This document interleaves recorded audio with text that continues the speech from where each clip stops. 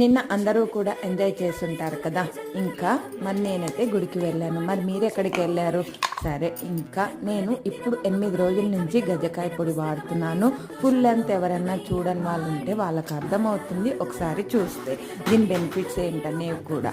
ఇది మజ్జిగతోటే వేసుకోవాలి, మజ్జిగ లేకుండా పెరుగుతోటైనా వేసుకోవచ్చు అని అపోహలో మట్టుకు ఉండకండి. 1/2 స్పూన్ తీసుకోండి. ఒక కాయకి 3 మిరియాలు వేసుకోవాలి, మజ్జిగనే వేసుకోవాలి.